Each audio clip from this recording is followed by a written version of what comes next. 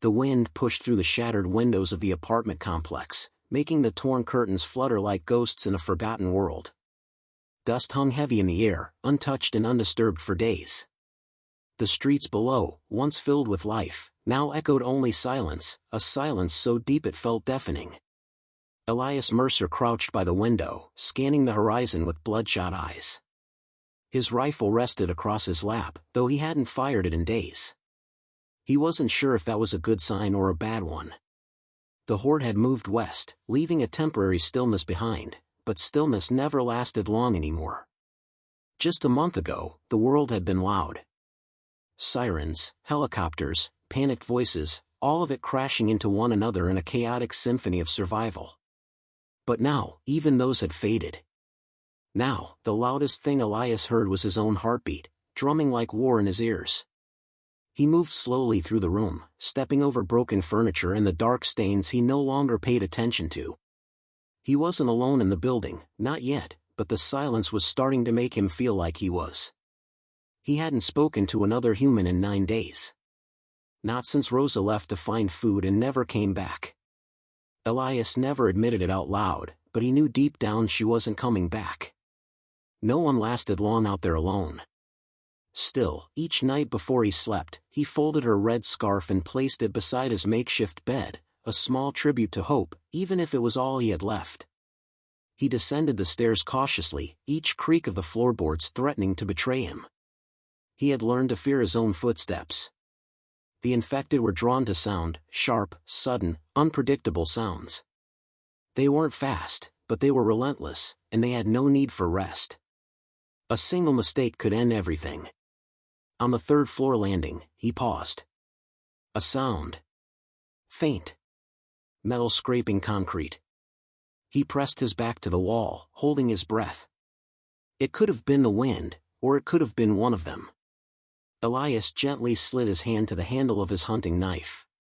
Guns made too much noise. Knives were silent. Knives kept you alive. But nothing came. Just the echo of dread in his mind. He continued downward, reaching the first floor and peeking through the cracked front door. The street was eerily empty, no movement, no groans, no scattered footsteps. Just empty cars and rotting garbage bags torn open by scavengers long gone. Elias needed water. His last bottle was down to a few sips, and the canteen he kept under his jacket was bone dry. There was a convenience store 4 blocks east. Risky, but not impossible. He had to try.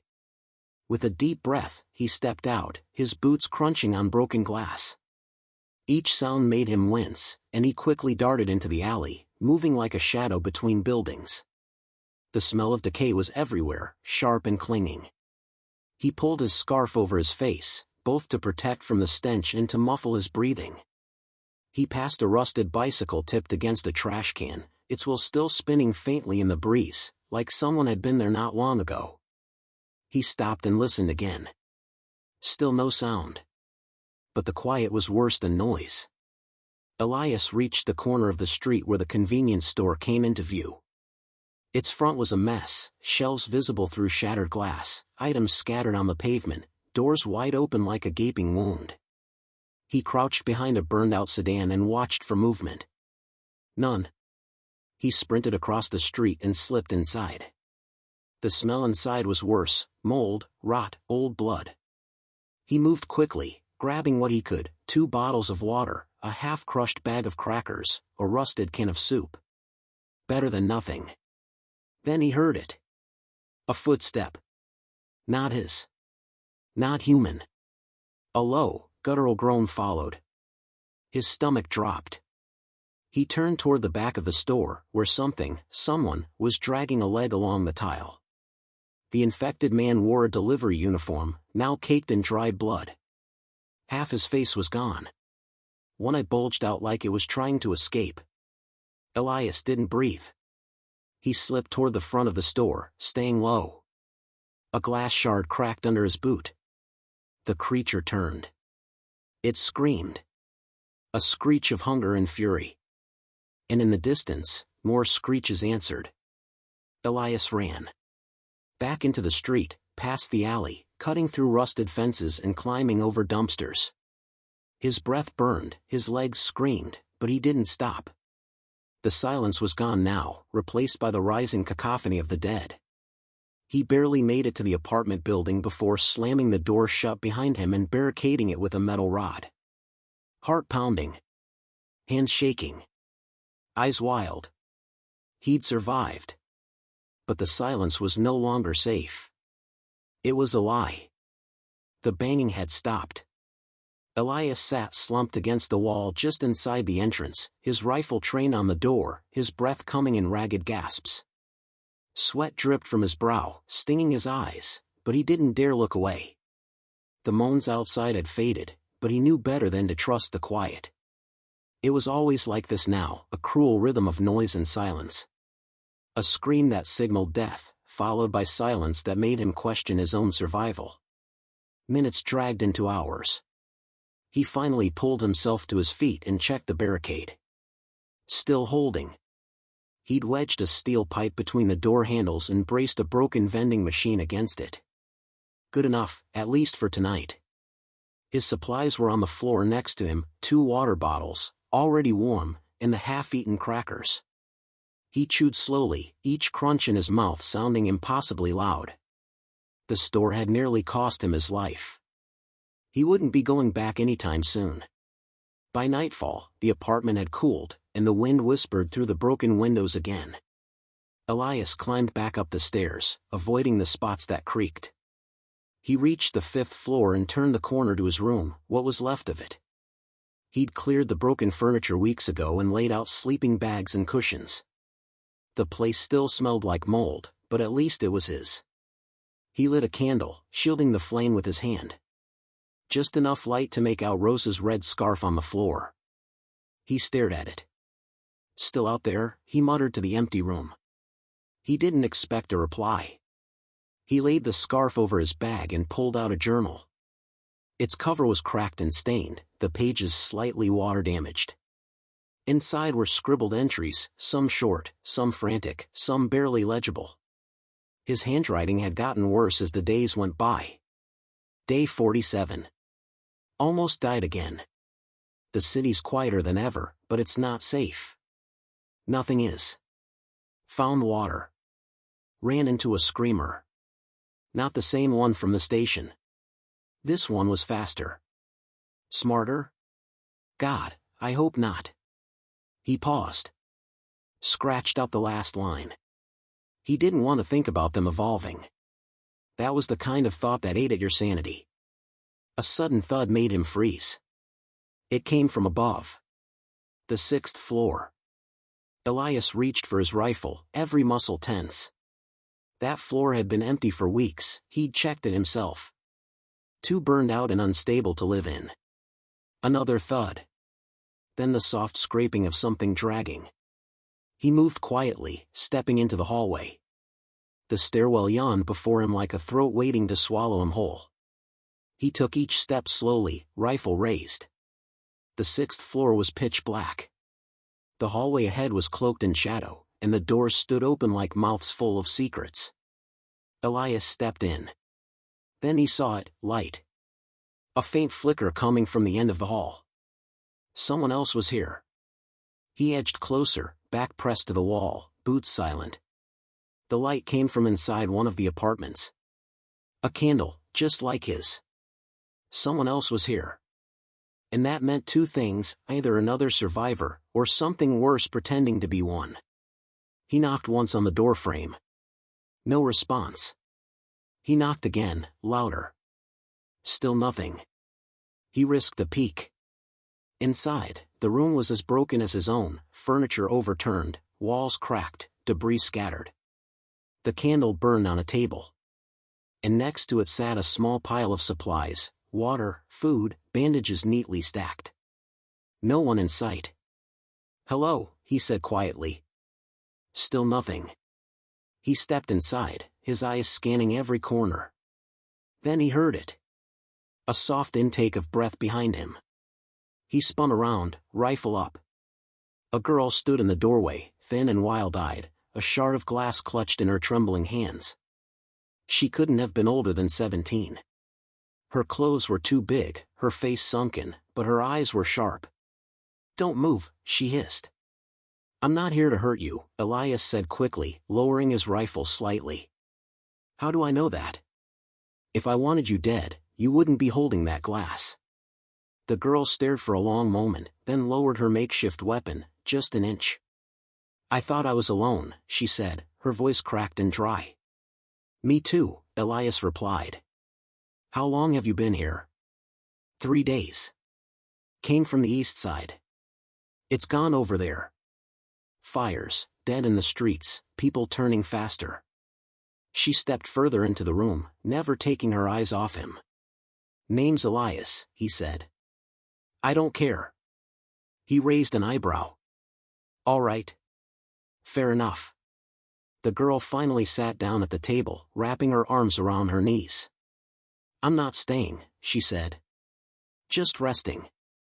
I don't trust anyone." "Smart. But if you're heading back out, you'll need someone watching your back." She gave him a long, skeptical look. "You any good?" Elias smirked. "Still alive, aren't I?" The silence stretched again, but this time, it wasn't lonely. Not completely. In the absence of sound, something had returned. The smallest flicker of safety. The quiet beginning of trust. She told him her name the next morning, quietly, like it was a secret someone might steal if they overheard. "Juniper," she said. It didn't suit her. Elias had expected something sharper, tougher, like the girl herself. But somehow, the soft name made sense too, buried beneath all the edges she'd built around herself. They ate in silence. Just crackers and canned beans. Elias offered her water, and she accepted it without a word. It was strange having someone else there, sharing space that had once felt like a tomb. He almost forgot what it felt like to not be alone. Almost. "You said you came from the east side?" Elias asked, breaking the silence. Juniper nodded. "We were holed up in an old church. About 20 people. It held for a while. Too long, probably." He didn't have to ask what happened. "They broke through," she continued, eyes locked on the floor. "I don't think it was random. I think someone let them in."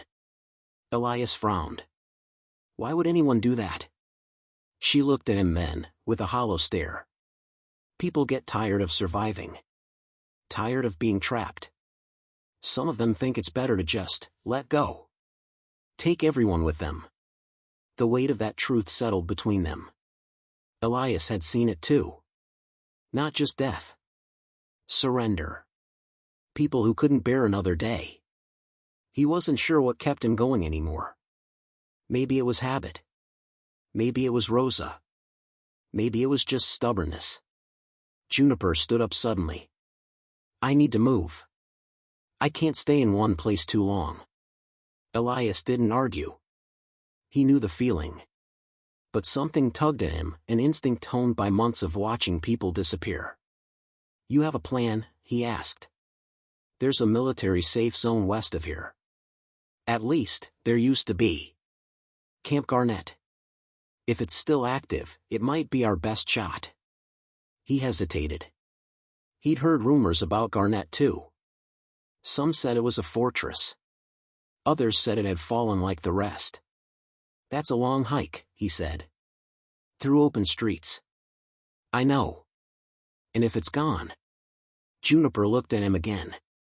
"Then I'll keep going." She turned to leave, but Elias called out, "Wait." She paused, hand on the doorframe. "I'll go with you." Juniper looked surprised, but only for a moment. Then she gave a short nod. "Fine. But don't slow me down." They left at dawn. The streets were coated in the pale gray of morning, shadows stretched long and ominous. The air smelled like old ash and spoiled rain. They moved fast, ducking through alleyways and abandoned homes, avoiding open roads. Juniper was fast. Careful. Elias had to admit, she knew what she was doing. He followed her lead as they moved toward the west end of the city. Halfway there, they heard it, screams. Human. Elias froze. We should go around. But Juniper had already broken into a sprint. Wait, Juniper. She didn't listen. They turned a corner and saw them, two people trapped on top of a flipped truck, surrounded by at least 6 infected. One was an older man, clutching a bat. The other, a teenage boy, barely holding on. The infected clawed at the vehicle, moaning, hungry. Juniper raised her pistol and took a shot. The first zombie dropped. The others turned immediately, screeching. Now they were the target. Damn it, Elias muttered, raising his rifle. They opened fire. The gunfire echoed like thunder across the silent city, each shot a flare to every monster nearby. But within seconds, the infected were down. The boy on the truck stared wide-eyed. You saved us. Don't thank us yet, Elias said, scanning the street. We need to move. That noise is going to bring more. The older man groaned and jumped down. He'd twisted his ankle. Can't run, he said. Juniper turned to Elias. We'll slow down if we help them. Elias looked between her and the pair. They won't make it on their own. Juniper hesitated. Her jaw clenched. But then she nodded. All right. Let's get off the street. They ducked into a nearby hardware store, barricading the door with shelves and crates. Elias checked the windows. No movement, yet. The older man introduced himself as Raymond. The boy was his nephew, Caleb. They'd been scavenging when the horde came from nowhere. I thought we were done for, Raymond said, cradling his ankle. I didn't think anyone was left out here. Thought we were the only ones. Elias glanced at Juniper, then back at the man. You're not alone. Not yet. Juniper looked uncomfortable, arms crossed, back against the wall. She wasn't used to this. Letting people in. Trusting strangers. Elias didn't blame her. The city outside was still waking. The silence was gone now, replaced by groans in the distance, shuffling feet, and the occasional scream. The echoes of a world long dead. They were 4 now. Weaker, slower, louder. But they were together. And in a world where everything had disappeared, sometimes that was enough. For now. They waited until dusk before moving again. Raymond could barely walk, so Elias fashioned a crude crutch from broken wood and duct tape. It wasn't ideal, but it was enough to keep him moving. Caleb stayed close to his uncle's side, eyes darting at every sound like a rabbit too used to being hunted. The 4 of them moved in silence through the decaying heart of the city. Their breaths fogged in the cool air, footsteps light against cracked pavement. Windows above stared down like hollow eyes, broken glass reflecting the last orange glow of sunset. The streets felt like a graveyard, and maybe they were. No one said it, but everyone felt it. Traveling in a group was dangerous. Every extra pair of feet meant more noise. More risk. But leaving anyone behind, it wasn't an option. Not for Elias. Not anymore. Juniper was the only one who didn't look back. She led the way, scanning every corner, every alley, every rooftop. Her pistol was never more than an inch from her hand. They moved west, toward Camp Garnett, or what was left of it. No one was sure what they'd find, but the hope of safety, of some kind of structure, pulled them forward like a magnet. That night, they camped inside the ruins of a small bookstore. The place had been looted long ago, but the smell of old paper still lingered in the walls. Elias liked it. Books reminded him of the world before, the quiet comfort of things that didn't move or bite.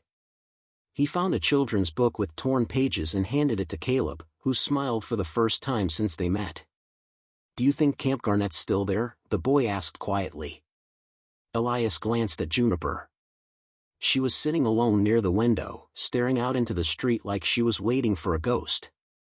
I think, Elias said slowly, that hope's the only reason any of us are still alive. Raymond grunted from his makeshift bed. Hope's dangerous. Gets you killed. Maybe, Elias replied, but so does giving up. A sudden thump made them all freeze. Juniper had already risen to her feet. Another thump. Then a dragging sound. The back entrance. Elias grabbed his rifle. Juniper motioned for Caleb to get down. Raymond reached for his bat, teeth gritted. They waited. The door creaked. Elias raised his weapon, but it wasn't a zombie. It was a man. Or what was left of one. He stumbled in, bleeding heavily from a wound in his side. Clothes torn, face bruised, eyes wide with panic. "They're coming," he gasped. "They're right behind me."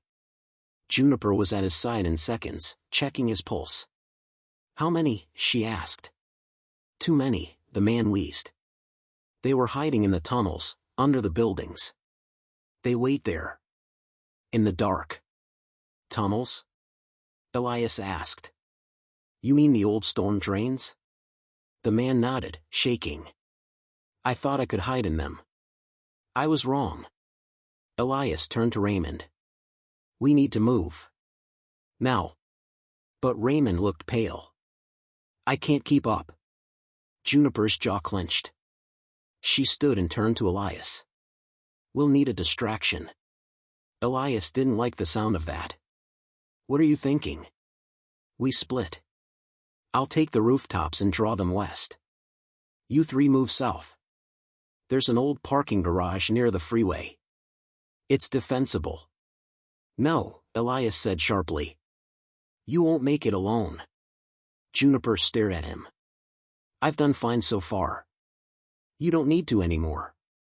For a long moment, no one said anything. Then Juniper looked away. "I'll be fine," she muttered. "Just, don't wait for me if I don't show." Elias stepped closer. "You better show." She didn't respond. She just slipped out the back, climbing silently up the fire escape.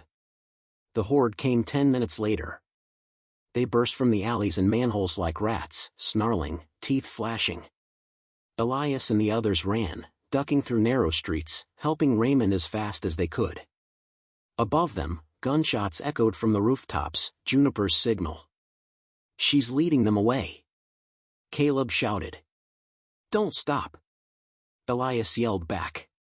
They made it to the garage, barely slamming the gate shut before the first of the infected rounded the corner. But Juniper was nowhere in sight. Elias climbed to the top level, watching the streets. Fires burned in the distance. The moans faded. But there was no sign of her. He didn't sleep that night. Neither did Caleb. The city was quiet again, but now, the silence felt different. It wasn't peace. It was absence. And in that stillness, Elias prayed she'd return. Morning came slowly. The sky was a pale bruise of lavender and smoke. Elias stood on the top level of the parking garage, eyes scanning the horizon for any sign of movement. His fingers were raw from gripping the railing all night. Down below, the city looked peaceful, too peaceful. Juniper was still gone. Raymond had finally fallen asleep, exhausted from the sprint and the pain in his ankle. Caleb sat beside him, knees pulled to his chest, chewing the same energy bar Elias had split the night before. "Do you think she's okay?" Caleb asked, voice barely more than a whisper. Elias didn't answer right away. He couldn't lie to the kid, but he wasn't ready to speak the truth either. Instead, he said the only thing he believed. "She's too stubborn to die." It wasn't much, but Caleb nodded. And for now, that was enough. They spent the day in the garage, moving as little as possible. The structure was sturdy, thick concrete levels, metal barriers, and a narrow ramp they could easily defend if they had to. From the top, Elias counted at least 6 streets in clear view, plus a narrow alley behind them that led toward the old bus depot. They were safe, for the moment. But food was running low. And water? Worse. The bottles they had left were warm, half full, and already rationed down to sips.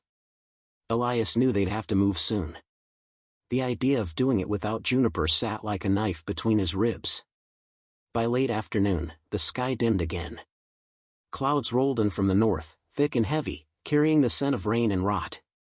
The wind picked up, rustling old paper and making the broken signs creak overhead. Then Caleb spotted her. There, he pointed. On the rooftops. Elias whipped around. Sure enough, a dark figure leapt across a collapsed skybridge 2 blocks away. Slim. Fast. Pistol in hand. Juniper. She was covered in grime. Her face smeared with ashen blood, her jacket torn, but she was moving, alive, and heading toward them. Elias bolted down the stairs. He reached the alley behind the garage just as she dropped from a low roof, landing with a grunt. You look terrible, he said. Juniper smirked. Better than you.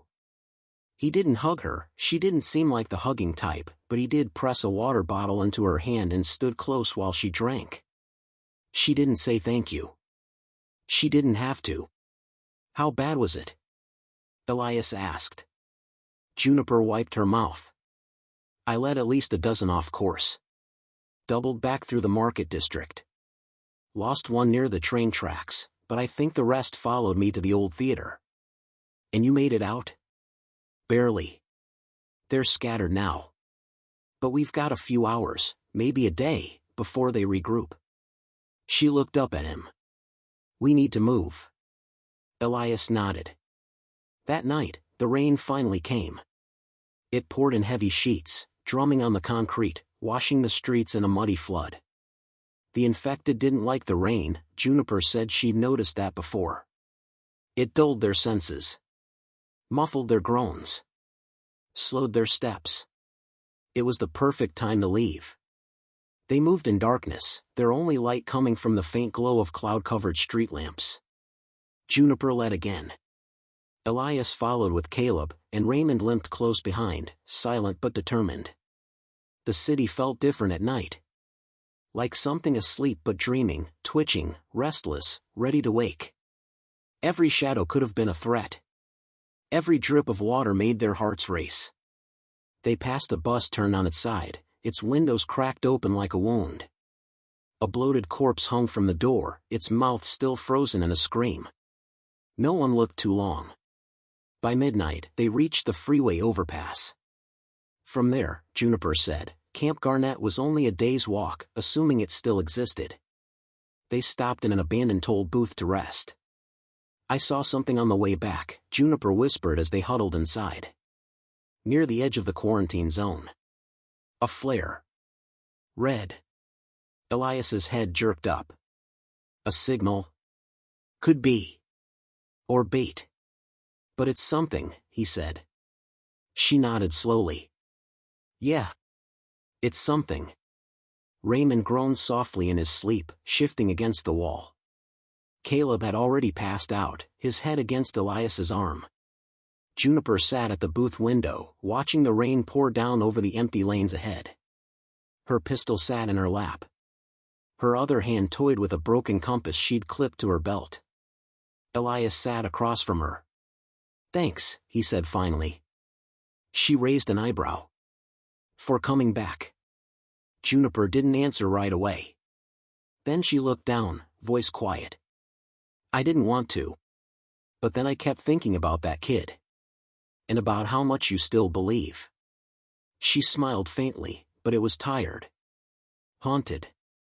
You keep people alive, Elias. You do too, he replied. Juniper looked at him then, and for the first time, he saw it, beneath the hardened mask and cold eyes. She wasn't just surviving. She was holding on, too.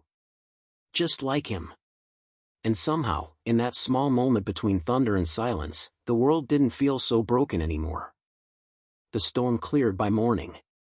The streets still glistened, wet with last night's rain, and steam curled up from the cracked asphalt like breath from the lungs of a dying giant. Elias tightened the straps of his bag and glanced at the others. They were exhausted, but determined. Juniper was already checking the map she'd salvaged from a government van days ago. Most of it was stained and torn, but the roads still made sense to her. She circled a point just past the river. That's where I saw the flare, she said, tapping it. If Camp Garnett still exists, it'll be somewhere near there. Elias nodded. Then that's where we go. Raymond groaned, standing with effort. His ankle was worse now, swollen, purple, but he said nothing. Caleb handed him a stick to lean on without a word.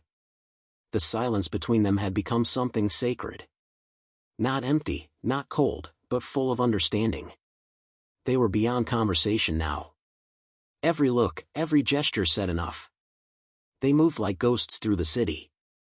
Juniper took the lead, sharp-eyed and always 10 steps ahead. Elias and Caleb followed close behind. Raymond limped but kept up. He wasn't ready to die, and he wasn't about to be left behind. As they moved through the ruins of what used to be a world, a half-collapsed playground, a rusted-out diner, a crumbling church, they started to notice something strange. There was less noise. No groans. No shuffling feet. No distant shrieks echoing through empty towers. Even the birds had vanished. "What do you think it means?" Caleb asked. Elias kept his voice low. "Either they've moved, or they're waiting." Juniper muttered, "That's what I'm afraid of." By midday, they crossed the dried-up riverbed. The city began to thin out, replaced by rusting fences and broken highways. Beyond that was forest, dark, dense, and untouched. Somewhere in that wilderness, the survivors had made a last stand. Or at least, that's what the rumors said. Camp Garnett was the kind of place you heard about in desperate whispers. A haven. A last hope. It was either real or it wasn't, but no one who reached it ever came back to say. Juniper stopped suddenly. "Wait," she said. "Listen." They froze. At first, Elias heard nothing but the wind. Then, a faint clicking sound. Repetitive. Metallic. Like a signal. Juniper stepped toward it, careful. She moved to the edge of a service tunnel, her body pressed against the concrete. She peeked inside, and froze. A small, solar-powered radio lay in the dirt, attached to a motion sensor. Elias leaned in beside her. "That's military issue." Juniper nodded. "Which means someone put it there recently." Just then, the radio crackled to life. A robotic voice spoke, "If you can hear this message, you are not alone. Follow the markers. Head east. Help awaits." The transmission repeated. Raymond exhaled slowly. "That's either real or a trap." Juniper checked the device. "The battery's warm. Someone changed it less than a day ago." Caleb stared at Elias. "Do we follow it?" Elias looked at each of them, one by one. Juniper, steady but cautious. Raymond, tired, but with a flicker of hope in his eyes. Caleb, just a kid, desperate to believe in something. "We follow it," Elias said. "But carefully." They found the first marker a half-mile later, an old road sign painted with a red triangle. Faded, but visible. The next one was scratched into the side of a truck. Then carved into the bark of a tree. The trail led them into the woods. It felt wrong at first, too quiet, too still, but the deeper they went, the more signs they saw. Whoever made the trail had done so deliberately. It was meant for people like them, survivors with nothing left but the will to keep walking. As dusk fell, they reached a ridge overlooking a wide clearing. And there it was. Fences. Floodlights. Tents. Movement. Camp Garnett. They stared, speechless. It wasn't huge, but it was real. Juniper lowered her binoculars slowly. "They've got guards. Rotating shifts. Watchtowers." Raymond leaned on his stick, eyes wide. "I thought it was a myth." "No," Elias said, barely breathing. "It's hope. Still alive." Then came the gunshot. Not from the camp, from the woods behind them. Elias turned sharply. "Move. Now." They ran, crashing through the undergrowth. Behind them, movement. Voices. Not infected. Worse. Raiders. Someone had been watching the trail too. Juniper fired once over her shoulder. Go! Go! Caleb stumbled. Elias grabbed his arm, yanked him up. Raymond hobbled beside them. More gunfire. Bark shattered around them. The camp was only a few 100 feet away now. They just had to reach it. Just a little farther. Bullets ripped through the trees like angry wasps. Elias dove behind a moss-covered boulder, dragging Caleb with him. Juniper was already kneeling nearby, reloading her pistol with calm, practiced hands. Raymond had taken a grazing shot to the shoulder, blood soaked through his shirt, but he clenched his jaw and didn't scream. Snipers? Elias shouted, trying to peer through the darkness. No, Juniper replied. Too sloppy. They want us alive. Raiders. Ruthless scavengers who didn't care what side you were on. Survivors, yes, but with no code. They hunted like wolves and traded lives for bullets. They must have followed the trail too, Juniper muttered. We weren't the only ones looking for salvation. Another round of gunfire cracked the air. Closer this time. Juniper turned to Elias. There's only one chance. Elias already knew what she was thinking. He looked toward the distant lights of Camp Garnett, visible between the trees, still a few football fields away.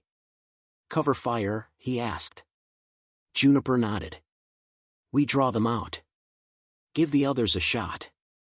Raymond staggered up beside them. Forget that. I'll do it. I'm already bleeding.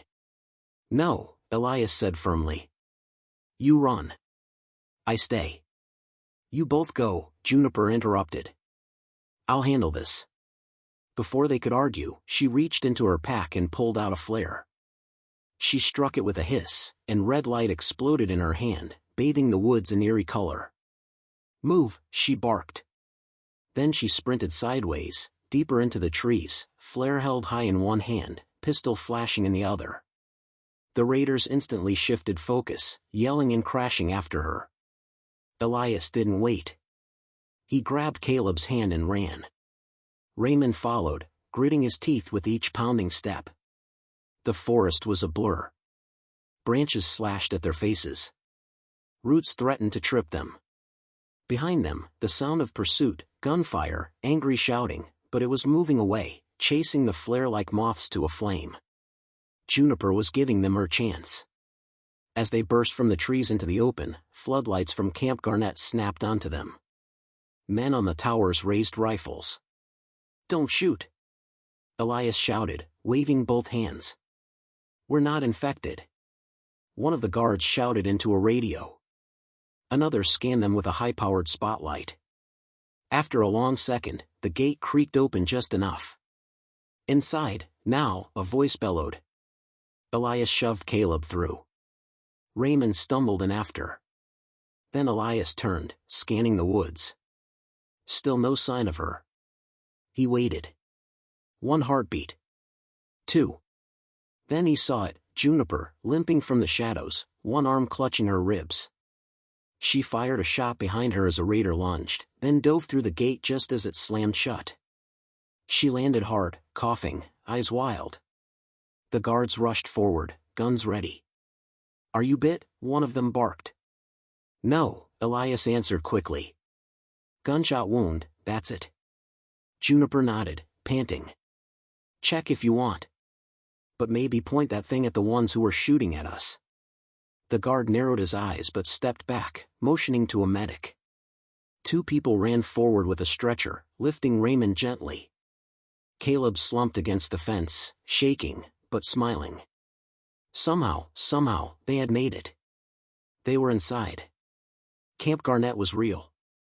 The survivors were ushered into a wide clearing filled with tents, fire pits, and old military vehicles repurposed as shelters. There were children playing with makeshift toys. Adults tending to gardens and solar panels. Even a radio tower blinking in the distance. It wasn't perfect, but it was alive. Elias sat beside Juniper as a nurse stitched up her side. We really made it, he whispered. Juniper didn't smile. She just stared ahead at the firelight, her voice low and even. For now. They were fed, watered, given dry clothes. Caleb clung to his bowl of soup like it was treasure. Raymond was taken to a small clinic. Elias wandered to the edge of the fence after dark, watching the trees sway gently in the breeze. The quiet was different here. Not the eerie silence of a dying world, but the calm that came from a flicker of safety. Juniper joined him, arms folded. "They're organized," she said, nodding toward the guards. "Rotations. Discipline. Someone here has military training." "That's good," Elias replied. "Or dangerous," she added. "People like that don't give without wanting something in return." Elias looked at her. "You think it's not real?" Juniper exhaled slowly. "I think hope's always real. But sometimes, it comes with a price." Behind them, a siren suddenly blared once, short, sharp. A signal. Everyone stopped what they were doing. Footsteps approached. A woman in a dark green jacket stepped into the firelight. Tall, clean, and armed. She looked at Elias, then Juniper. "You're the ones from the radio trail?" "Yes," Juniper replied cautiously. The woman nodded. "Then I need you both. There's something you should see." Juniper glanced at Elias, her face unreadable. Because survival was never the end of the road. It was just the beginning of the next fight. The woman led them through the camp, past rows of tents where families gathered around fires and people moved quietly, methodically, in the fading daylight. There was an unsettling calm here, too controlled for a place that had only just survived the apocalypse. People spoke in hushed tones, their faces tight with purpose. It was clear they weren't just living, they were planning. Elias exchanged a glance with Juniper, who walked ahead, her body tense, every step calculating. They came to a large, fortified building at the far end of the camp. The woman pushed open the door without knocking, revealing a map-covered table surrounded by a few other survivors, grizzled men and women with military posture, their faces hard from years of survival. "We've got trouble," the woman said as they entered. The man standing at the table looked up, his face a weathered mask of authority. He was tall, his hair streaked with silver, and his expression unreadable. "I'm Captain Weaver," he said, voice low but firm. "This is the command center of Camp Garnett." Juniper stepped forward. "We followed your trail. We're looking for a place to stay." Captain Weaver's eyes narrowed. He didn't smile. "You've made it this far. That's a rare thing these days. But you need to know, we don't let just anyone in here. Not unless they prove their worth." "Prove our worth?" Elias asked, his brow furrowing. The captain motioned to the map on the table. It showed a large region, dotted with marked locations, some familiar, others unknown. "We're not the only ones out here," Weaver said. "You've seen the raiders, I'm sure. And you know that the infected are still out there, lurking. But there's something worse. We've been hearing reports of a new group, a large group. We don't know their numbers, but they're organized. They're setting up their own stronghold. And they've got something we can't afford to ignore." Juniper stepped closer, her voice sharp. "What do you mean?" Captain Weaver's eyes flickered with a hint of something Elias couldn't place. "They're not just interested in survival. They're after control." Elias looked at Juniper. "Control? Of what?" Weaver turned to the map, tapping a location. "Of everything. They've been scavenging weapons, hoarding supplies, and they're looking to expand. We think they've got plans to move south. If they get any further." He let the implication hang in the air. "And you want us to help you stop them?" Juniper asked, her voice blunt. The captain didn't hesitate. "Yes. We need people who know how to fight, how to move quickly, how to outsmart an enemy. People like you. People who've survived the worst of it." Elias was silent for a moment. His mind raced. The last thing he wanted to do was get involved in some kind of war, especially not after everything they'd been through. But then again, could they afford to turn their backs on a threat like that? Could they afford not to? Juniper seemed to read his thoughts. She glanced at the door, where Caleb and Raymond were standing, watching from the shadows. "We're survivors, not soldiers," Juniper said. "You're asking us to take a risk we don't know we can survive." Weaver's gaze hardened. "I'm asking you to stay alive, and to help keep the rest of us that way. If you've seen what we've seen out there, then you know what we're up against." There was a beat of silence before Juniper spoke again, her tone more measured. "What's the plan?" The captain pointed to the map. "We need a team to infiltrate the enemy's stronghold. We have a few volunteers, but we don't have the firepower or the experience to face them head-on. We need someone who can get in, gather intel, sabotage their plans, and get out before they realize we're there." Elias looked at the map again, scanning the terrain. It wasn't far from the river where they had been. It looked like a well-fortified location, with guard towers and clear barricades. This was no ordinary group of raiders. They were serious. "We'll need supplies," Elias said. "I'll send a team to gather them," Weaver replied. "But you'll have to move fast. We don't have time to waste." Juniper nodded, her eyes sharp. "We'll do it. But if we're going in, we go all the way. No half measures." "Agreed," the captain said. He turned to the others in the room. "Prep the team. And get those supplies ready." Elias felt a knot tighten in his stomach. This wasn't what he had imagined when they first arrived at the camp. They had found safety, but now it felt like they had walked straight into a new war. They had a choice, to turn their backs on this and hope they could keep hiding, or to fight for something bigger than themselves. The decision didn't come easy. But Juniper had already made up her mind. She would survive, and she would help others do the same, no matter the cost. The rest of them? They would follow her. As they prepared for the mission, Elias found a quiet corner to sit with Caleb. The boy was fidgeting with a knife he had found, his expression distant, his mind somewhere else. "You okay?" Elias asked softly. Caleb didn't look up. "I don't want to fight anymore." "I know," Elias replied. "But sometimes, we don't get to choose." Caleb nodded slowly. He wasn't a child anymore. None of them were. The world had taken too much from them. Now, it was time to take something back. The end of In the Absence of Sound and Safety, one survivor's tale of holding on to hope when everything else disappeared. Would you like to explore this story further, or perhaps create a new one?